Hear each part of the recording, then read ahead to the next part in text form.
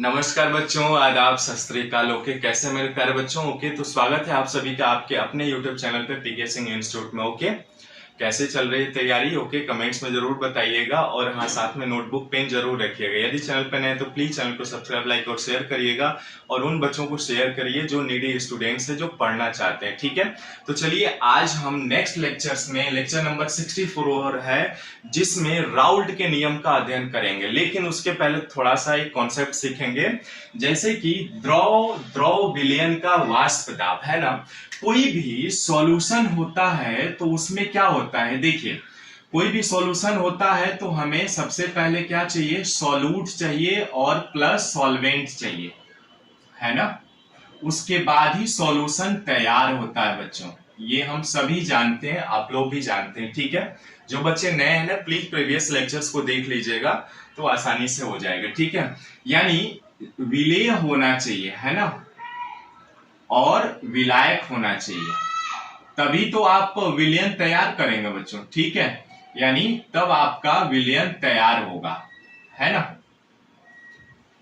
तो देखिए यहां पे द्रव विलयन का मतलब ये हुआ कि विलेय भी क्या होना चाहिए, द्रव होना चाहिए, यानी लिक्विड होना चाहिए बच्चों। और विलायक भी क्या होना चाहिए, द्रव होना चाहिए, यानी लिक्विड। समझ रहे हैं? तो हमें एक सॉल्यूशन तैयार होगा, यानी विलयन, जिसको आप कहते हैं विलयन, है ना। और विलयन बनने के लिए दो चीजें आवश्यक है, विलेय और विलायक। और आप ये भी जानते हैं कि जो विलेय की मात्रा होती है वो माइनर क्वांटिटी में होती है ना, यानी कम मात्रा में, स्मॉलर क्वांटिटी। और जो विलायक होती है वो मेजर क्वांटिटी में होती है ना, मेजर क्वांटिटी में, यानी सच अ बिग अमाउंट, है ना। तो सॉल्यूशन तैयार होता है। ठीक है, तो राउल्ट ने इन्हीं चीजों को अध्ययन किया और बताया कि किसी पात्र में, मान लीजिए हमारे पास ये एक पात्र है, ठीक है, ये हमारे पास एक पात्र है और इसमें दो द्रव घुले हुए हैं। मान लीजिए ए और बी दो घटक हैं, दो तरह के कंपोनेंट्स घुले हुए हैं। यदि ए और बी और इनके आंशिक दाब, है ना, पार्शियल जो प्रेशर होता है वो यदि इनका पीए है और दूसरे का पीबी है, तो इस विलयन का जो कुल वाष्प दाब होगा बच्चों, वो कितना होगा, कुल वाष्प दाब पीए प्लस पीबी के बराबर होगा। क्या होगा, ये कुल वाष्प दाब होगा, कुल वाष्प दाब। ठीक है बच्चों, यानी पी टोटल। यानी किसी विलयन में दो घटक हैं, यदि माना किसी विलयन में ए व बी दो द्रव हैं और इनके आंशिक दाब क्रमशः पीए व पीबी हैं, तो इनका कुल वाष्प दाब क्या होगा बच्चों, पीए प्लस पीबी के बराबर होगा। ठीक है, वही चीज को हम यहाँ पे लिख लेते हैं, हमारा ये टॉपिक कंप्लीट होता है। माना एक विलयन में, माना जो हमने बोला ना वही चीज लिख रहा हूं, माना एक विलयन में दो द्रव ए व बी है। ठीक है, बना लीजिएगा चित्र, ये ए व बी है, ठीक है, जिनके आंशिक दाब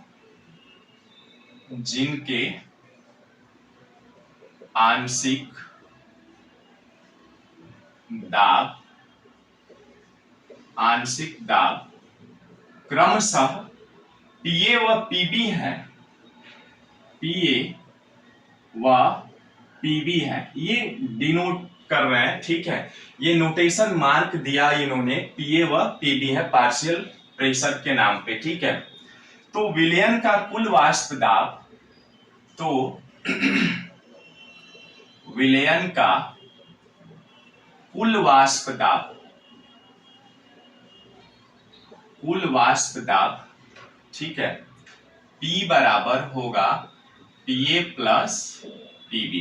ठीक है बच्चों, तो ये तो रहा हमारा कि द्रव द्रव विलयन का वाष्प दाब कितना होगा। आशा करता हूं समझ में आया होगा। नोट डाउन कर लीजिए, मैं साइड हट जा रहा है, यदि स्क्रीनशॉट लेना है तो स्क्रीनशॉट ले लेते हैं, ठीक है।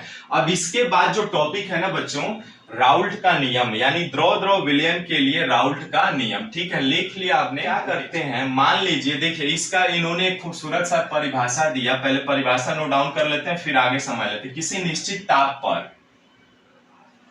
किसी निश्चित ताप पर, ठीक है बच्चों, किसी निश्चित ताप पर द्रव द्रव विलयन में, द्रव द्रव विलयन में, ठीक है, द्रव द्रव विलयन में उपस्थित किसी घटक, ठीक है, किसी घटक, ठीक है बच्चों, का आंशिक वाष्प दाब, किसी घटक का आंशिक वाष्प दाब, वेपर प्रेशर जो होता है उसको बोला इन्होंने आंशिक वाष्प दाब, क्या हो बच्चों, उस घटक के मोल प्रभाज के, उस घटक के मोल प्रभाज, यानी मोल अंश जिसको कहते हैं, मोल फ्रैक्शन भी कहा जाता है, मोल प्रभाज के समानुपाती होता है। क्या होता है बच्चों, समानुपाती होता है, ठीक है बच्चों। यहां तक हम जानते हैं, इनमें यही है राउल्ट का नियम, ठीक है। देखिए इन्होंने क्या कहा, समझते हैं इसको। किसी निश्चित ताप पर, टेम्परेचर फिक्स्ड हो, पर द्रव द्रव विलयन में उपस्थित किसी घटक का आंशिक वाष्प दाब उस घटक के मोल प्रभाज के समानुपाती होता है। कहने का मतलब ये हुआ कि देखिए एक पात्र लिया हमने, इसमें द्रव भरा हुआ है, ठीक है, और कौन कौन से द्रव है, ए एंड बी है, ठीक है। तो इनका वांशिक दाब पीए और पीबी होंगे, है ना, इनका आंशिक दाब पीए और पीबी होंगे, ठीक है। तो अब इनका आंशिक दाब जैसे ही पीए पीबी है, तो इसमें उपस्थित जो उनके घटक हैं उनके मूल अंश के, अब उनकी मात्रा, मान लीजिए ए व बी की कितनी मात्रा है, सबसे जो हमारा सांद्रता का पद है मोल अंश से इन्होंने डिफाइन किया। बहुत अच्छा है ये। मोल अंश को हम जानते हैं कि एक्स से निरूपित करते हैं, ठीक है। तो हम जानते हैं कि एक्स ए, इनका मोल अंश यदि एक्स ए और बी का एक्स बी है, तो राउल्ट के नियम अनुसार इन्होंने क्या कहा कि जो इनका आंशिक दाब होगा वो क्या होगा, समानुपाती होता है किसके, इनके मोल अंश के, एक्स ए के, या पीबी जो है ये समानुपाती होता है एक्स बी के, है ना। मोल अंश आप जानते हैं, किसी भी यदि सॉल्यूशन में मोल अंश निकालना हो, तो मान लीजिए यदि एक्स ए का हमें मोल अंश निकालना हो तो क्या होता है, ए के मोलों की संख्या बटे इस विलयन के कुल मोलों की संख्या, यानी ए के मोलों की संख्या प्लस बी के मोलों की संख्या। इस फार्मूला से हम लोग निकालते आ रहे हैं, ठीक है। तो वही चीज इन्होंने कहा। अब इसको इनमें यहाँ पे मैं लिख लेता हूं, क्या लिखता हूं, माना घटक ए का आंशिक दाब, माना घटक ए का आंशिक दाब, ठीक है बच्चों, आंशिक दाब बराबर क्या है, पीए है, ठीक है। घटक बी का आंशिक दाब क्या हो जाएगा, घटक बी का आंशिक दाब क्या हो जाएगा बच्चों, पीबी हो जाएगा, ठीक है, ठीक है ना। ए का मोल प्रभाज, ए का मोल प्रभाज क्या होगा बच्चों, ए का मोल प्रभाज जो होगा वो क्या होगा, एक्स से निरूपित करेंगे और एक्स से बराबर होगा ए के मोलों की संख्या बटे ए के मोलों की संख्या प्लस बी के मोलों की संख्या। वैसे ही बी का मोल अंश क्या हो जाएगा, बी का मोल प्रभाज बराबर क्या हो जाएगा बच्चों, ये होगा आपका एक्स बी, और एक्स बी को कैसे निकालते हैं, एन बी बटे N A plus N B, यानी बी के मोलों की संख्या बटे विलयन के कुल मोलों की संख्या, है ना। तो अतः राउल्ट के नियम से क्या हो जाएगा, यहां पे मैं लिख लेता हूं, अतः, इसके बाद लिख लीजिएगा, अतः राउल्ट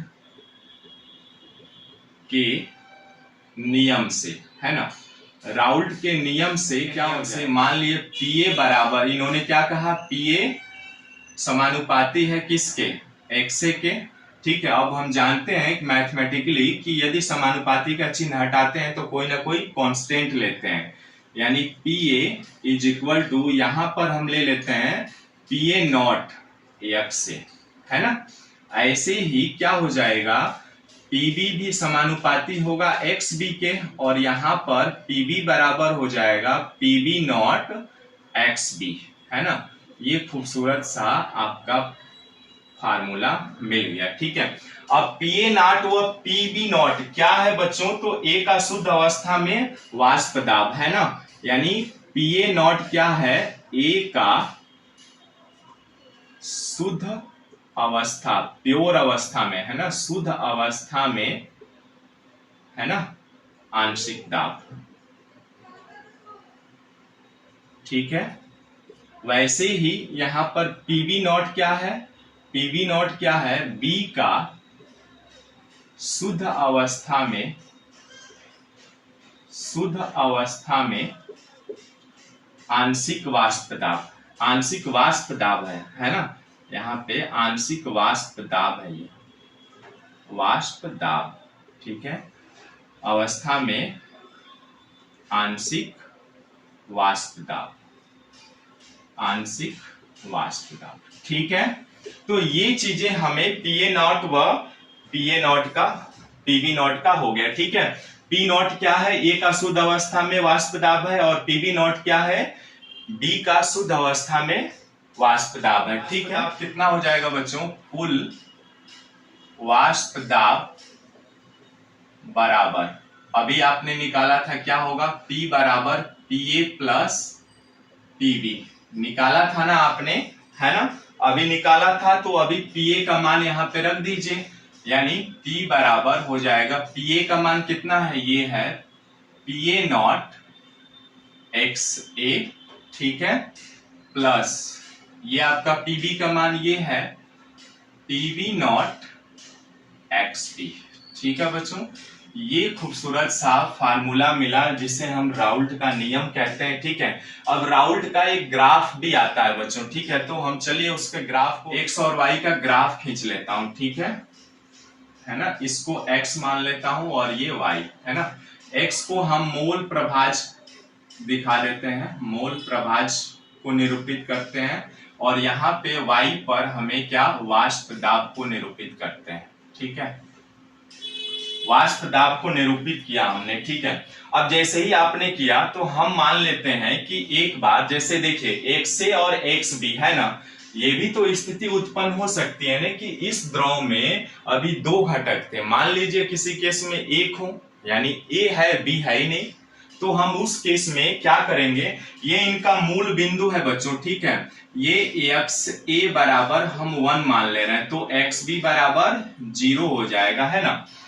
एक्स ए बराबर 1, अब देखिएगा ध्यान से, जब एक्स ए बराबर 1 आपने माना तो एक्स बी का मतलब 0, यानी जैसे ही इसका मोल अंश यहाँ पर है तो इसका वाष्प दाब क्या होगा, सबसे हाई होगा ना। देखिए इसके वाष्प दाब ऐसे आएगा, मान लेते हैं इसका वाष्प दाब आपने कितना दिखा है, एक्स ए बराबर 1 होगा, तो इसका वाष्प दाब कितना हो जाएगा, पीबी नॉट होगा ना बच्चों। यहाँ पर हम मान लेते हैं इसका पीबी नॉट, है ना, पीबी नॉट हो जाएगा। और यदि एक्स ए बराबर 0 हम लेते हैं, यहाँ पर एक्स ए बराबर 0 ले लेते हैं, तो एक्स बी बराबर हमें क्या मिल जाएगा, 1 मिल जाएगा। ठीक है, तो इसका वाष्प दाब कितना आ जाएगा बच्चों, ये आ जाएगा पीए नॉट, है ना। यदि इसको हम ग्राफ के माध्यम से दिखाएं तो ये आ जाएगा हमारा क्या, पीए नॉट। ठीक है, यानी देखिए एक्स ए का मान जब 1 है तो इसका वाष्प दाब कितना होगा, हाई होगा। ठीक है, यानी एक्स बी कुछ है ही नहीं। वैसे ही मान लीजिए दूसरे केस में हमने देखा एक्स ए 0 है, एक्स बी बराबर 1 है, तो इसका जो होगा आंशिक आपका वाष्प दाब होगा, यहां से एक लाइन ड्रॉ करता हूं, तो ये देखिए थोड़ा सा मैं इसको ऐसे लिख लेता हूं। ठीक है, ये ऐसे आएगा, ध्यान दीजिएगा थोड़ा सा। ठीक है, यानी यहां पर हमने एक्स ए बराबर 0 लिख लिया, एक्स बी बराबर 1। ठीक है, इसको हटा रहा हूं, ठीक है, तो अब यहाँ पे इसका हाई हो गया। ठीक है, तो अब देखिए यहाँ पे अब इन दोनों का कुल वाष्प दाब क्या होगा, इसको और इसको मिला देंगे तो ये कुल वाष्प दाब आ जाएगा, यानी P बराबर यहाँ पे लिख देता हूं मैं PA प्लस PB। ठीक है, P बराबर PA प्लस PB। अब यहाँ पर PB बराबर क्या हो जाएगा, देखिए तो PB बराबर 1 से होगा ना। PB बराबर, इसको हम दिखा देते हैं, PB बराबर PB नॉट XB।